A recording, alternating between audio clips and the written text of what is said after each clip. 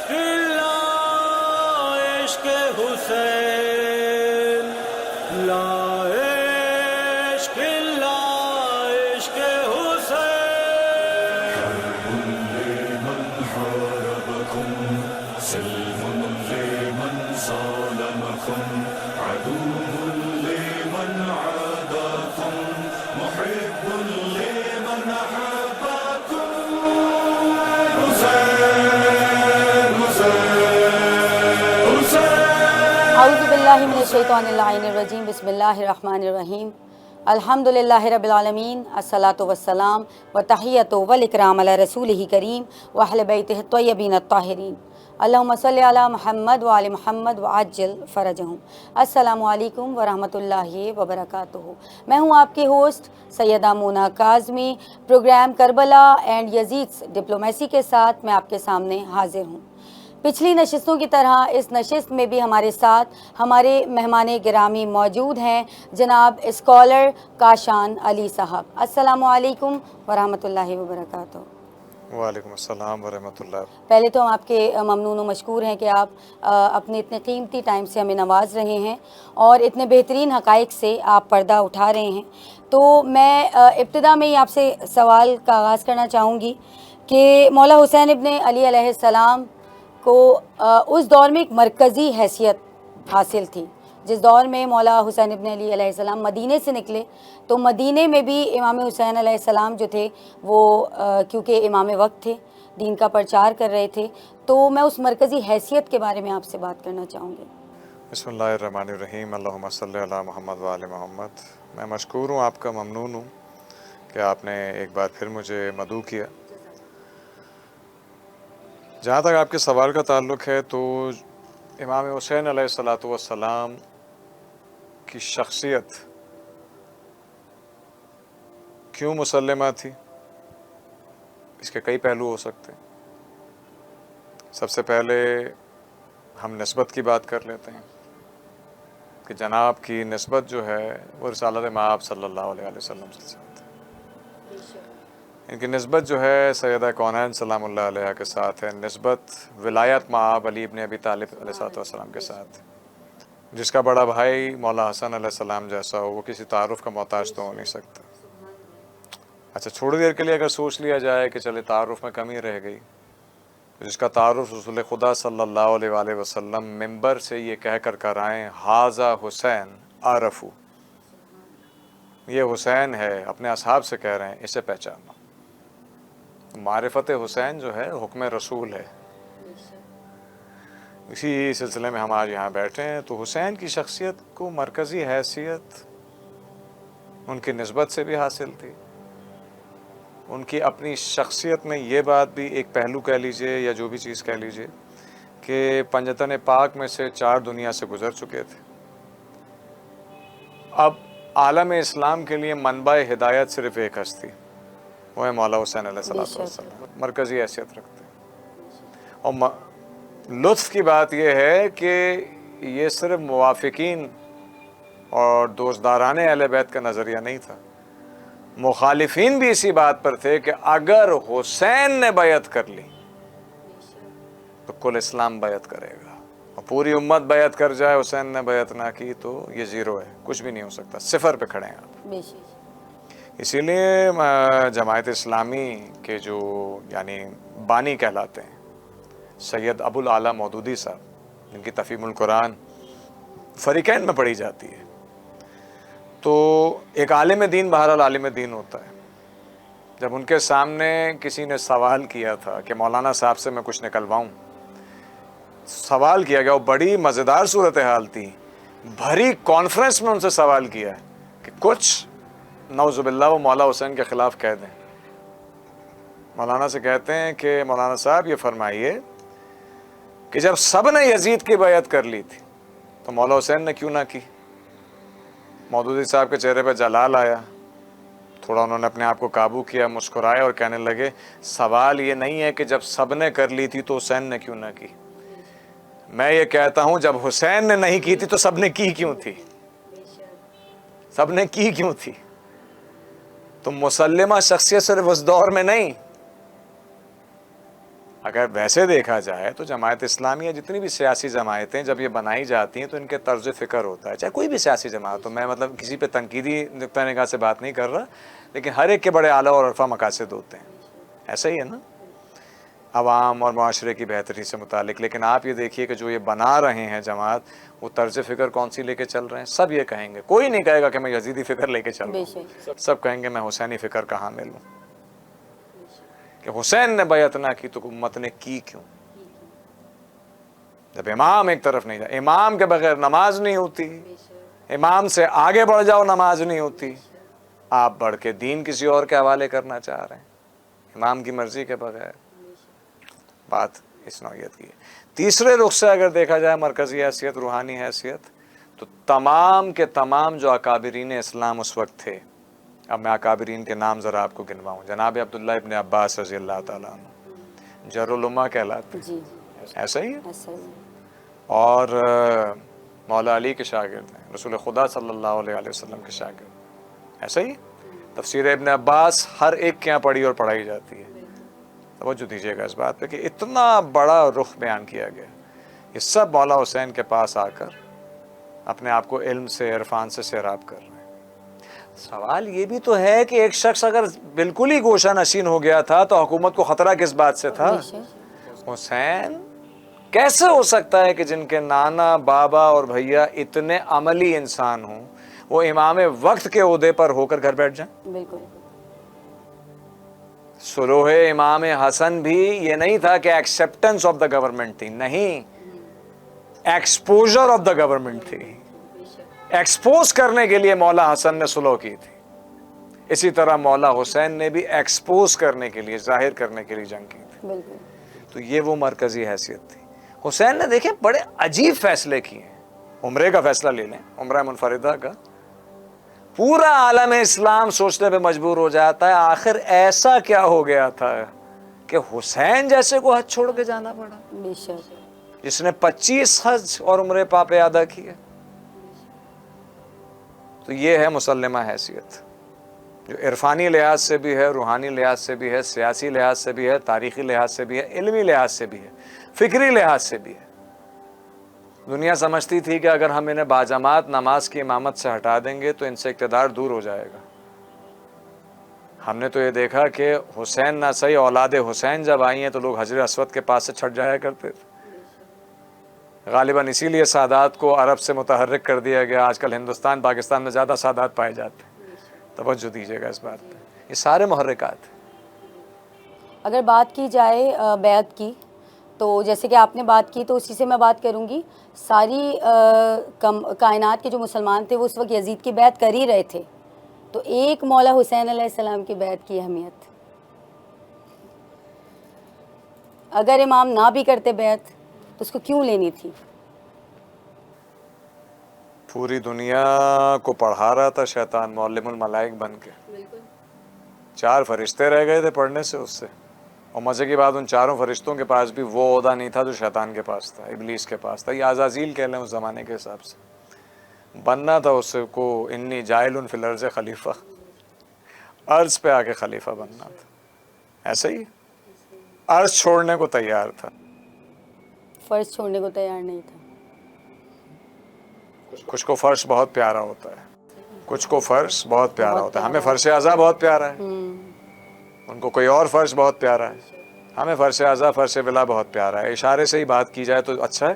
اب اس طرف اگر رخ کر کے دیکھا جائے تو یزید کی جو پالیسی تھی، یزید کی جو ڈپلومیسی تھی، یہ شیطان کی ڈپلومیسی تھی. سجدہ آدم پر جو خواب بکھرے تھے شیطان کے، وہ پورے کرنے آیا تھا. لیکن مولا حسین نے تیروں کے مسلح پہ سجدہ کر کے دکھلا دیا کہ سبحان ربی الاعلیٰ و بحمدہ، تو وہ ایک ذات ہے. اس بیعت کی یہ اہمیت تھی. اگر حسین کی بیعت ہو جاتی تو سمجھیں خیر نے یعنی حق نے شر کے سامنے سرنڈر کر دیا، سرنگوں ہو گیا، اور ایسا ممکن نہیں تھا. اس بیعت کی یہ اہمیت تھی. اور آسان الفاظ میں، آپ خود خاتون نے مجھ سے بہتر سمجھ سکتی ہیں، آپ بہترین کھانا بنا کر ہمارے سامنے رکھیں اور نمک بھول جائیں، اس کھانے کی کیا اہمیت ہے؟ بالکل. تو حسین کی اہمیت دین اسلام میں نمک سے بھی بڑھ کر ہے. حسین اصل ذائقہ اسلام کا نام ہے. بے شک. حسین کے بغیر اسلام حلق سے اترتا نہیں ہے. میرے ایک دوست ہیں, اگر اجازت دیں تو واقعہ سناتا چلوں. بالکل اجازت. وہ ایک عجیب انسان ہے.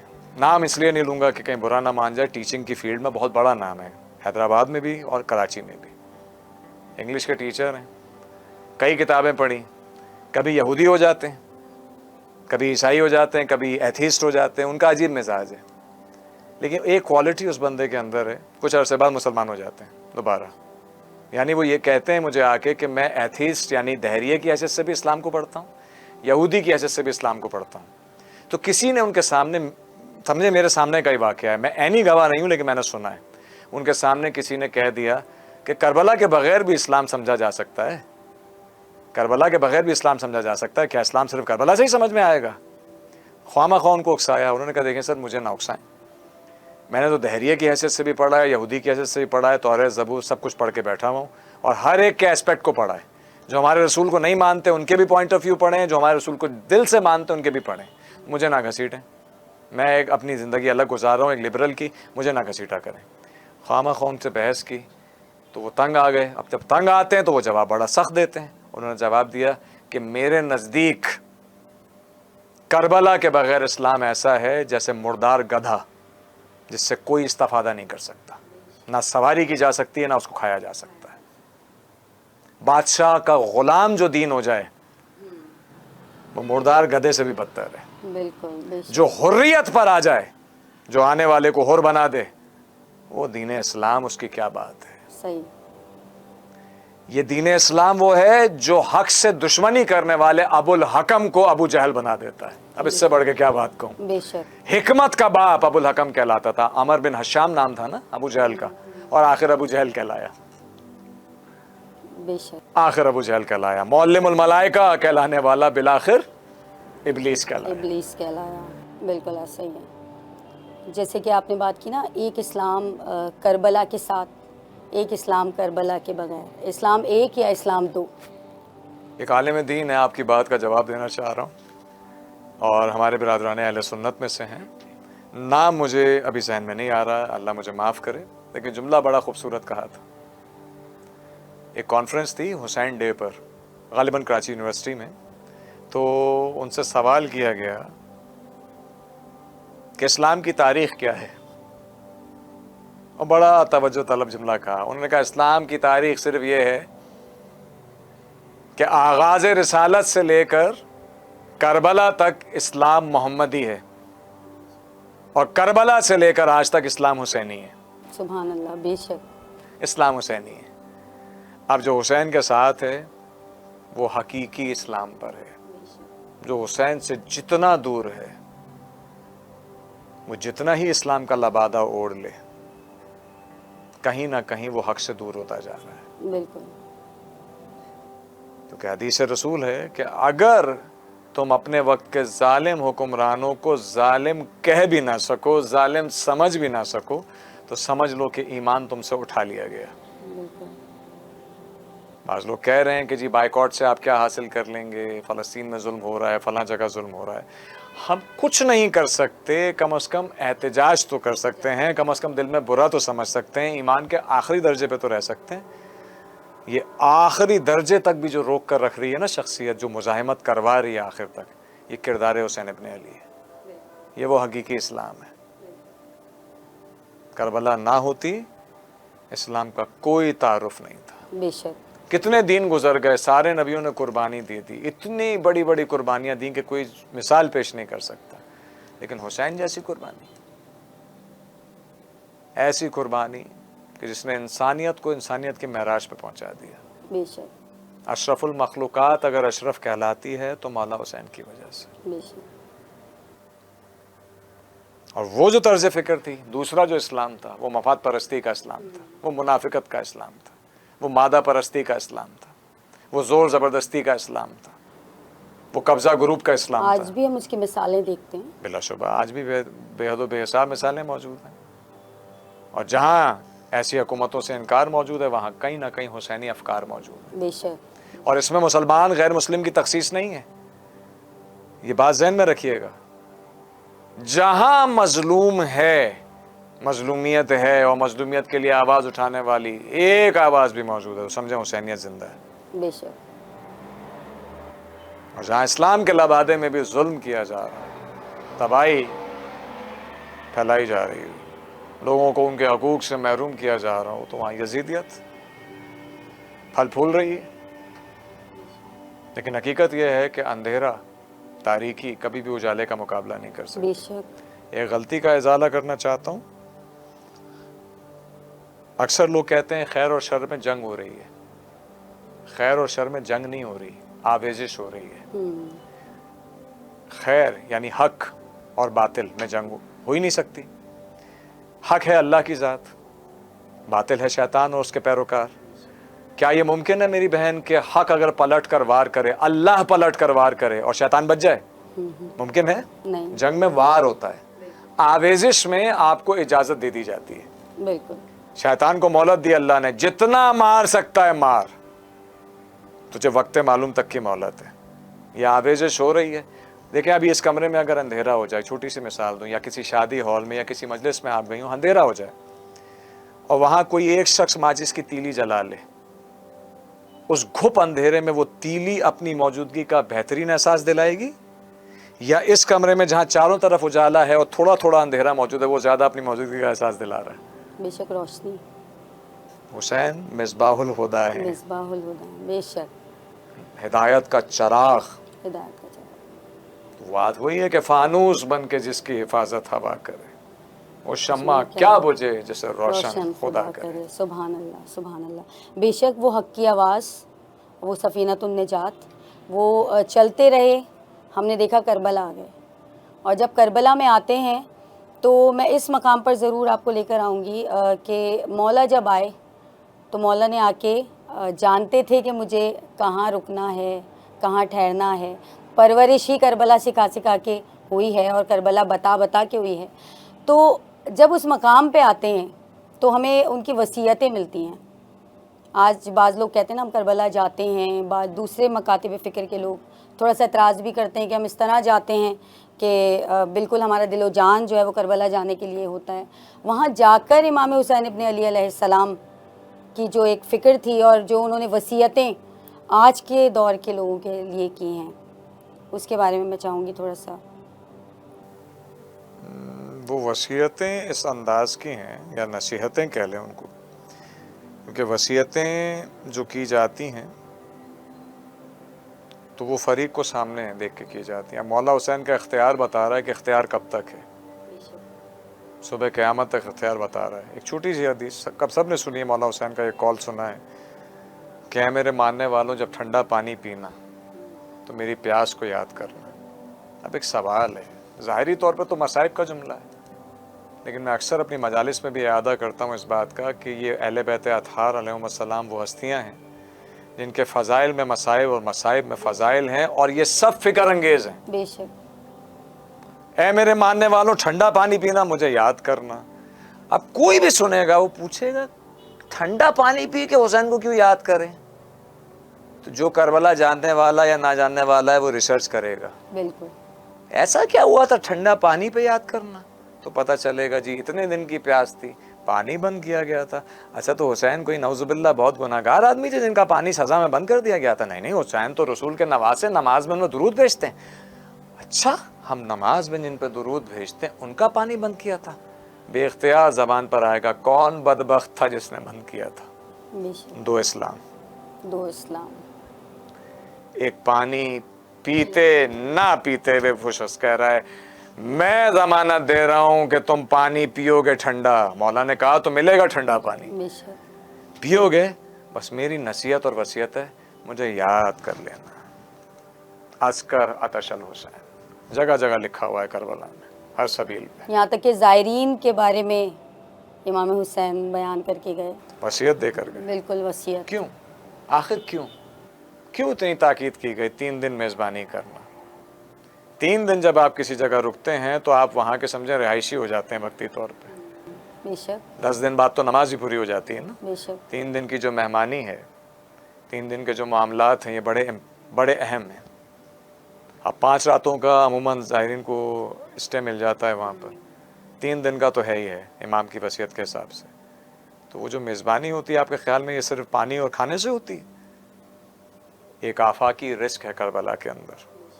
میری بہن ہیں اور ان کا میں نام فخر سے لے سکتا ہوں، برٹش کاؤنسل میں ہوتی ہیں سیدہ گل زہرا رضوی صاحبہ، اور وہ ایسی مومنہ ہیں جیسا ایک مومنہ کو ہونا چاہیے. اسلام آباد میں ہوتی ہیں، برٹش کاؤنسل میں بھی کام کر رہی ہیں، اور ایسا مومن مولا چاہتے ہیں، امام کو چاہیے. مومنین کے لیے برانڈ بنائی ہے خواتین کے لیے کہ وہ برقعے اور حجاب بنا کے اپنا گزارا کر سکیں. برانڈ بنا دیے وہاں پہ بنت کے نام سے. اب یہ نہیں سمجھے گا میں ان کی پروجیکشن کر رہا ہوں. انہوں نے ایک تحریر لکھی تھی بہت اچھی، ذاکرہ اہل بیت ہے، مفکرہ بھی ہیں، مولا جسے نوازنا چاہیں. انہوں نے کربلا جا کر پورا رمضان کیا، روزے رکھے ہیں. کہتی ہیں مجھے اس پیاس کو محسوس کرنا تھا. کہا کربلا، انہوں نے جملہ دیکھیں کتنا گہرا جملہ ہے جس سید زادی پہ میرے مولا نے اپنے افکار کو ظاہر کیا. کہا Karbala is the other part of the universe. Karbala کائنات کا کوئی اور حصہ ہے. کربلا میں جب دھوپ آتی ہے حرم کے اندر لگتا ہے کہیں اور سے آتی ہے، وہ فضائیں کوئی اور فضائیں. سبحان اللہ. انہوں نے اس پوری کیفیت کو بیان کیا ہے. اللہ کرے کبھی موقع ہو ان کے ساتھ یا نشست کا موقع ملے، بہترین شخصیت کے مالک ہیں. تو یہ ایک زائر کی کیفیت بتا رہا ہوں. مہمانی صرف کھانے پینے سے نہیں ہے، بے شک ایسا ہی ہے. اس کی فضائیں. ارے آپ چھوڑیے، آپ زیارت کر کے آئیں، کتنے لوگوں نے آپ کے ہاتھ چومے ہوں گے. سندھ میں اندرون سندھ زائرین پیروں سے آ کے لپڑ جاتے ہیں، چہروں کو بوسہ دینا شروع کر دیتے ہیں. کیوں؟ کیا کیا ہے ہم نے ایسا؟ ارے حسین کی زری کو چھو کے آئے ہو، اس سے بڑھ کے کیا کرو گے؟ یہ ہے رزق. یاد، کربلا ایک طرز فکر کا نام ہے. طرز فکر کرنا. یزیدیت ایک طرز فکر کا نام ہے. حسین صرف شخصیت کا نام نہیں ہے، حسین شخصیت ساز کا نام ہے. کربلا تاریخ نہیں ہے، کربلا تاریخ ساز ہے. کربلا وہ ہے جو خود اپنا مورخ ہے.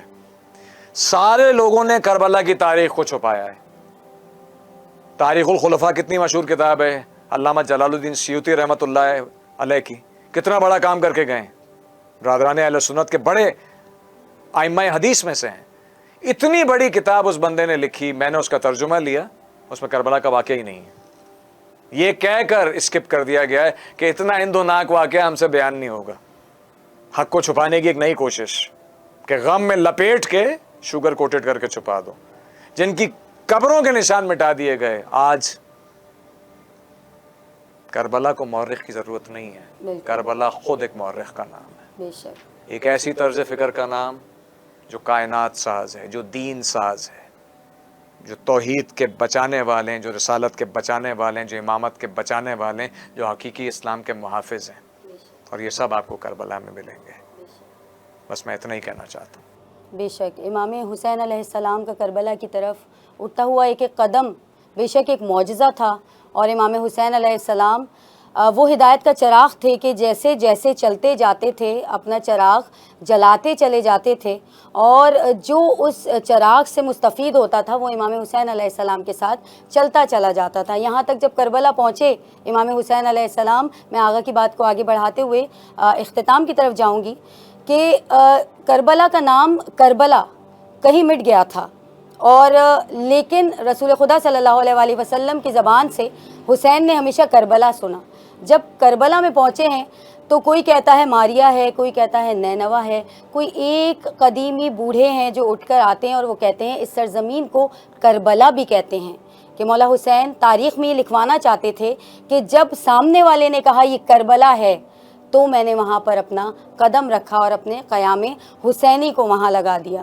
اسی حقائق کو مزید آگے بڑھائیں گے اپنی اگلی نشستوں میں انشاءاللہ. پروگرام کربلا اور یزید ڈپلومیسی کے ساتھ ہم دوبارہ آپ کے سامنے اگلی نشست میں حاضر ہوں گے. اجازت دیجیے اپنی ہوسٹ سیدہ مونا کاظمی کو. اللہ حافظ و نگہبان. قائم کے دم سے آج بھی